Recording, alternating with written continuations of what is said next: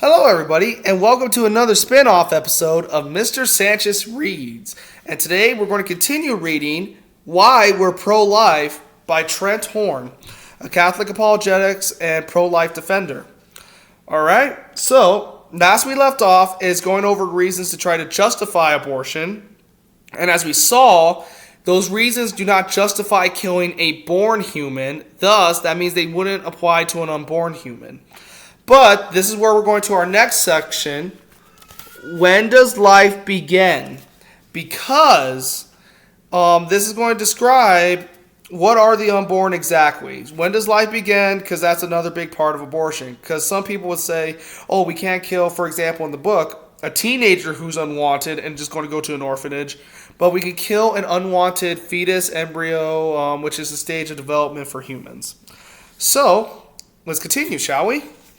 And once again, the I, if it's said here, is not me. It is once again Trent Horn. Deep down, we know that the unborn aren't just clumps of cells because we don't treat them like that when they are wanted. When people want a human fetus or embryo, they call him or her an unborn child or a baby.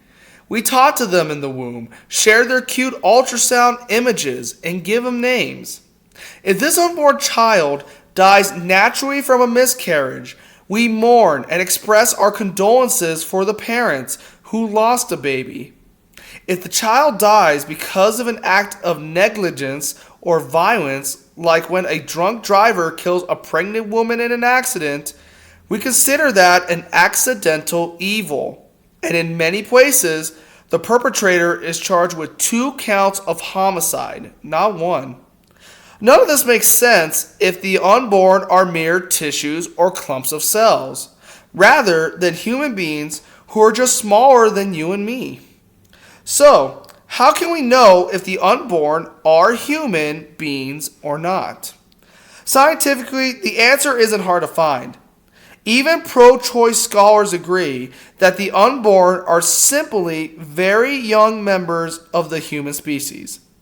The terms embryo and fetus refer to the stages of development that occur before the post-birth stages of an infant, toddler, adolescent, and adult.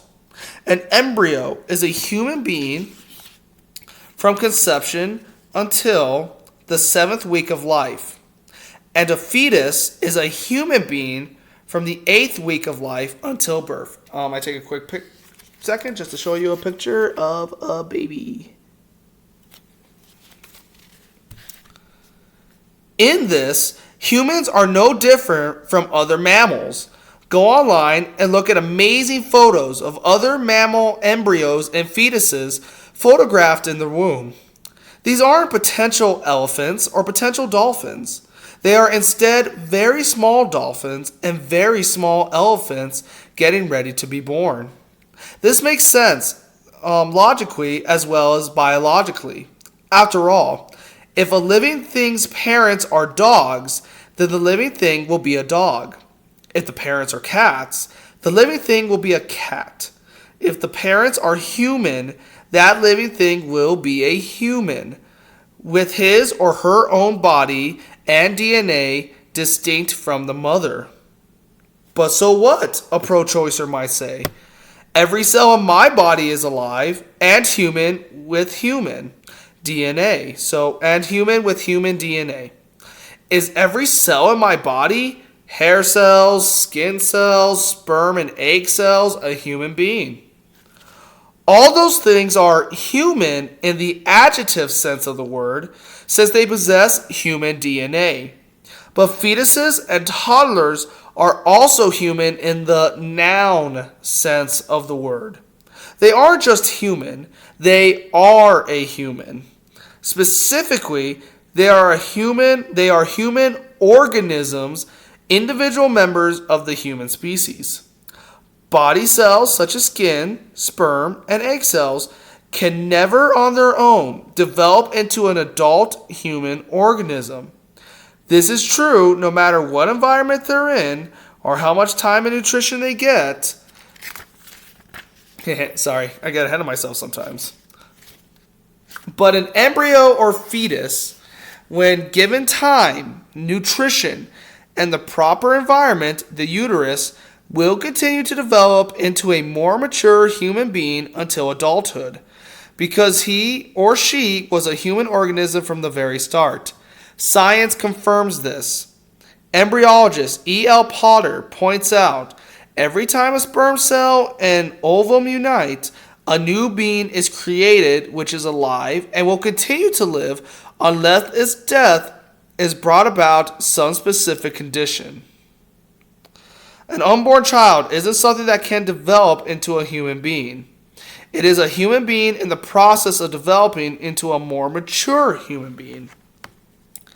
The standard medical text, Human Embryology and Teratology, states, although human life is a continuous process, fertilization is a critical landmark because, under ordinary circumstances, a new genetically distinct human organism is formed. Among embryologists, the preferred term for the beginning of life is fertilization rather than conception. Keith Moore in TVN Persuad's textbook, The Developing Human, states, human life begins at fertilization, and Lagman's Medical Embryology also states, development begins with fertilization. In 2019, PhD student Steve Jacobs wrote an article called, I Asked 1,000 Biologists When Life Begins. The answer wasn't popular. He relates, as the unstable responses began to come in, I found that 5,337 biologists, or 96% of the survey, affirmed that a human life begins at fertilization. This was the case even though 85% of the respondents identified as pro-choice.